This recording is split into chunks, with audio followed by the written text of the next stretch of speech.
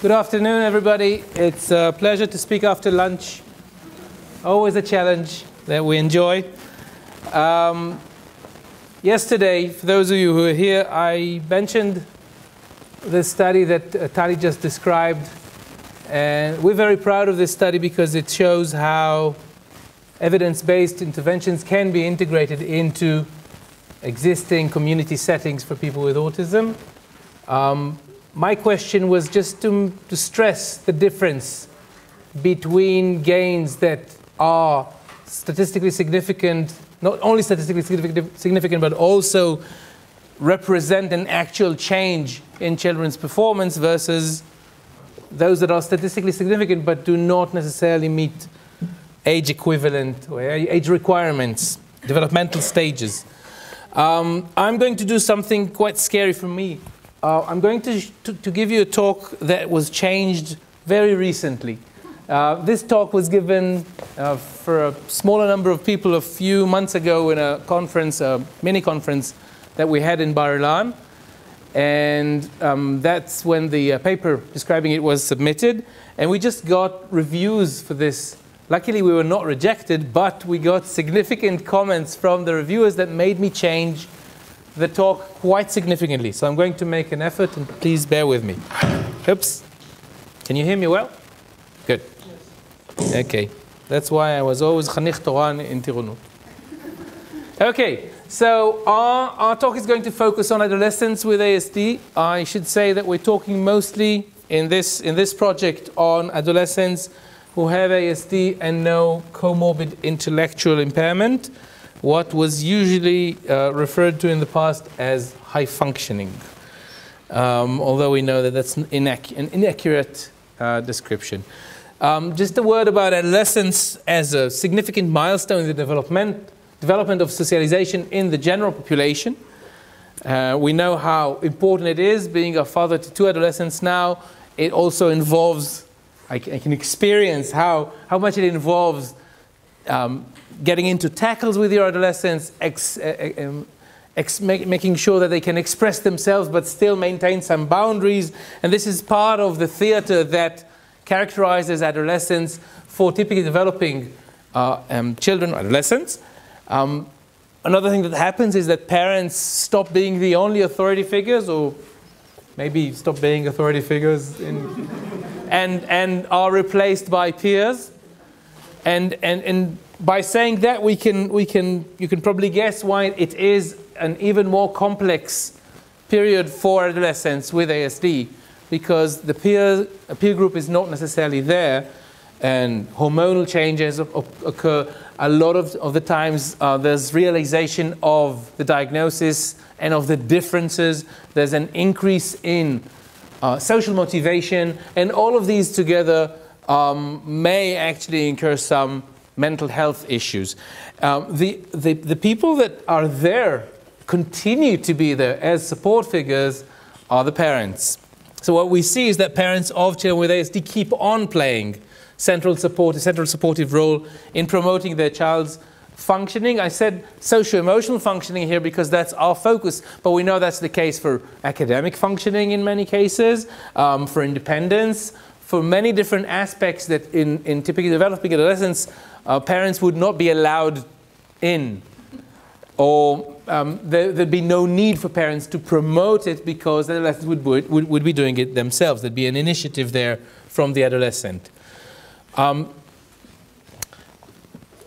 So how do parents do this? A key factor that we know of from the literature about parents, and that actually started from very early descriptions of how mothers treat their infants and evolved into how parents treat their children, and even when their children are 30. So there's a lot of work done on this along the years in different age groups and with both parents. So sensitivity back in the 80s was, I slightly paraphrased it, described as the parent's ability to provide contingent, appropriate, that's my stress, and consistent responses to the child's signals and needs. We know that it is a central predictor of intra and interpersonal development, so both things like attachment with young kids, but also in the longer run, socio-emotional development. When we think about parents to children with autism in young kids, there are findings, not just this is our finding, but there are other findings as well, that unlike earlier arguments, there are no differences between parents to children with autism, to preschools with autism, and parents to typically developing preschools in their ability to sensitively support their children or promote the development of their children. We should probably say that they find themselves working even harder because there's not necessarily a reciprocal interaction there. So they may need to work harder than their typically developing peers.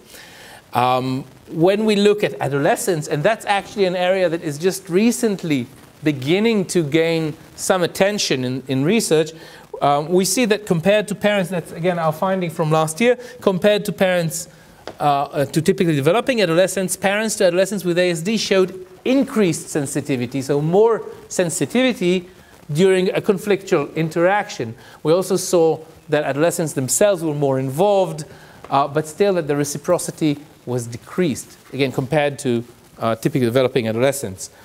So the role of parental sensitivity during interaction with adolescents, parents' interaction with adolescents in ASD, with ASD is still relatively unexplored. And what we were also interested in this case was how does it differ between contexts? Are there different contexts that would require different expression of sensitive expression of support by parents to their adolescents with ASD?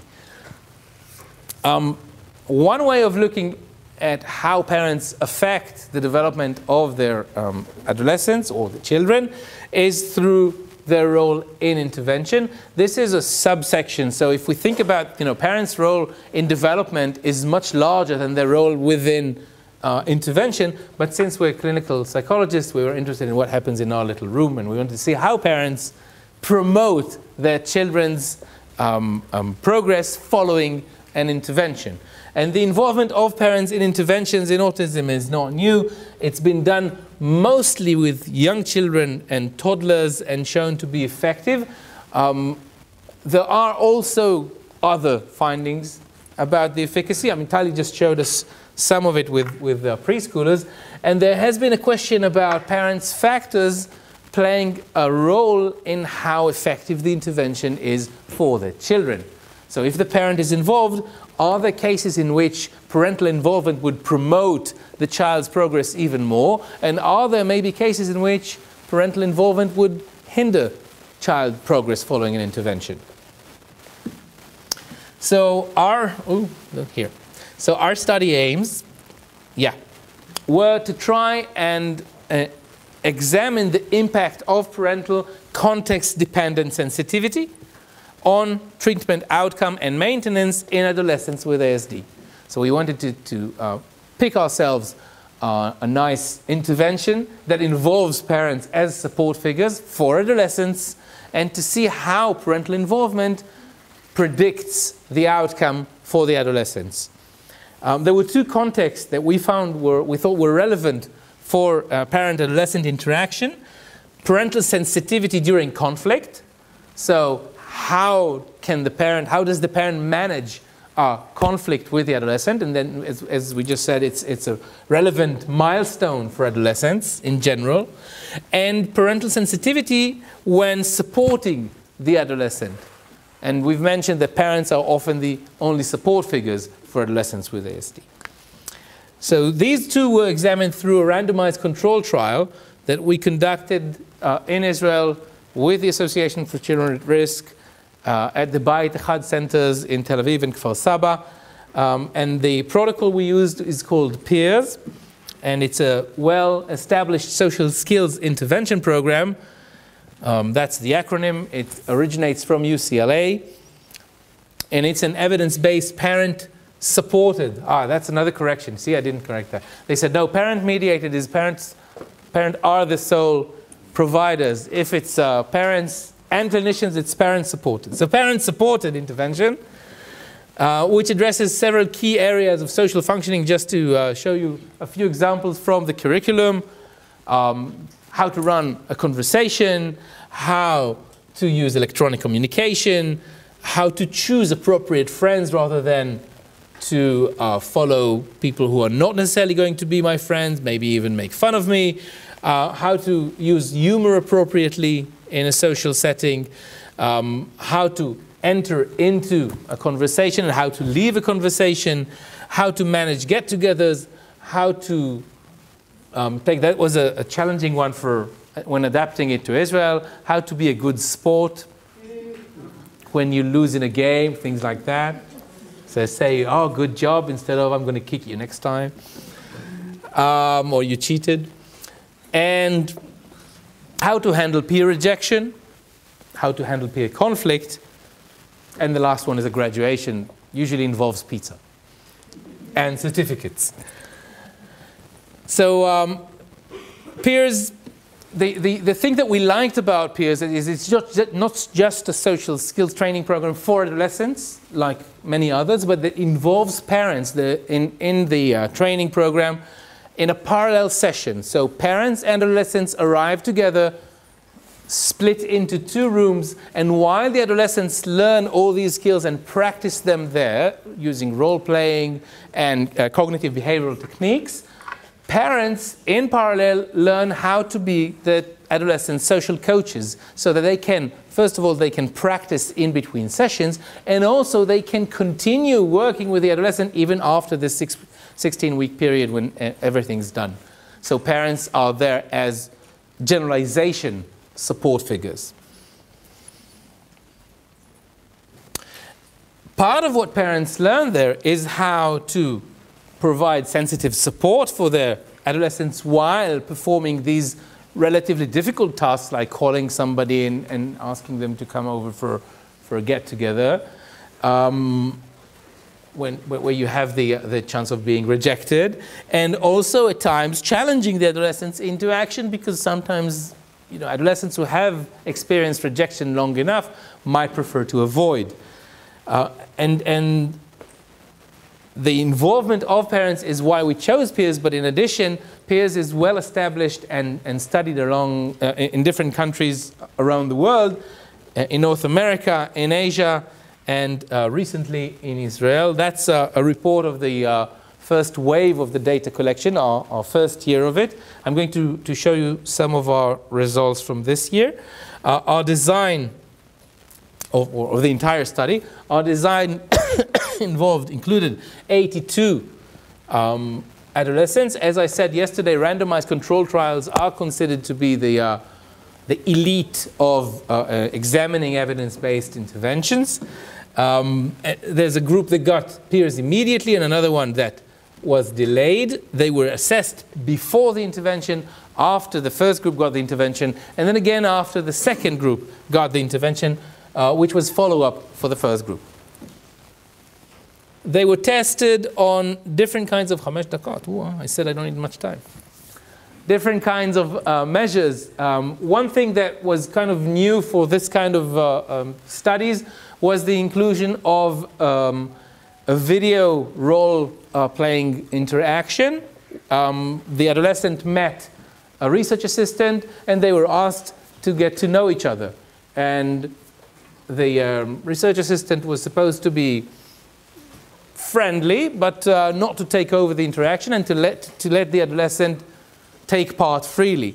And we tested that pre and post and in follow-up, and they were scored for adolescent social communication in this interaction, each time with a different research assistant, of course. In addition, they were filmed with their parents on a paradigm called coding of interactive behavior that included several different contexts. And for this study, we used the conflictual interaction. They were asked to discuss a common conflict between them, parent and adolescent. And in addition, the adolescent was asked to share something difficult with the parent, and the parent was supposed to support them. So there was support sensitivity and conflict sensitivity. Scoring was conducted by trained, reliable research assistants who were blind to the research hypotheses and to the group allocation. They didn't know if they're scoring a child or an adolescent who was in the first group or in the second group, the immediate group or the delayed group. In addition, there were some questionnaires parents and teachers filled out, the social skills improvement system, the social responsiveness scales, and adolescents completed the test of adolescent social skills, which actually measures the knowledge that's acquired, taught through peers, to see whether they learned what they were taught. And in addition, they filled out the empathy quotient to see if they rated themselves as different on measures of empathy. I apologize for this. It's huge, I know. It actually shows all the data for all the findings for the RCT. I should tell you that what we see here is for the behavioral measure for parents, ratings of social skills, and for adolescents, social understanding and so social knowledge and empathy. There is an increase, significant increase in the immediate intervention group that is maintained in follow-up, whereas in the waitlist group, there is no change, and then when they get the intervention, they improve on these measures as well. Sadly, there were no changes on teacher measures. We got the impression that teachers did not know them as well when they were asked some of these questions. That was kind of the feedback that we got from teachers. When we tried to predict the changes that adolescents made on the CAS, the behavioral measure, okay, between time 1, 2, and 3. This is only on the immediate group because we did not have follow-up data for the delayed intervention group.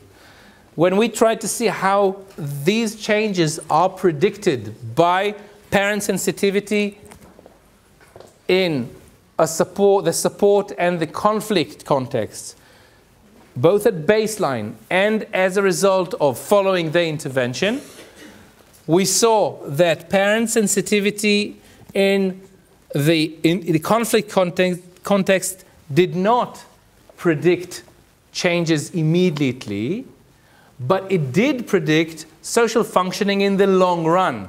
So children or adolescents whose parents were more capable of handling conflicts with them sensitively, even before the intervention, had a better outcome in the long run. Give 2 talks now? Okay. The thing that did predict changes in following the intervention, gains following the intervention, was changes parents made in their sensitivity during the support context. So when parents learned how to support their children more sensitively as a result of the peers' intervention, that actually correlated or predicted changes in adolescents' social communication skills. So we conclude, first of all, that the peers the Israeli peers program is well validated and available for use of clinicians in Israel. It's been receiving support through 2 waves of data collection. Parent baseline sensitivity to adolescents in a conflictual context predicts adolescents' follow-up social communication, and this extends our previous findings associating between these 2. And changes in parents' ability to sensitively support their adolescents following peers predicts adolescents' intervention-related social communication gains. It'd be interesting to continue looking at this. For example, we don't know how does sensitive parenting change over time without intervention in children with ASD. And it's also, it'd be interesting to see whether there are cross-gender issues there. Fathers with daughters, fathers with sons, mothers, etc. Okay, 2 by 2. We couldn't do that because we did not have enough, mostly we didn't have enough fathers and daughters. And how does parental support impact adolescents' emotion regulation ability, for example, which is another related skill that involves interventions with parental support. Just to say thank you to our lovely research and clinical teams running the groups, collecting the data and scoring them, for Ruth Feldman's lab at the Interdisciplinary Center for coding the CIB, for the Israeli Science Foundation for supporting this research, and for you for listening. Thank you.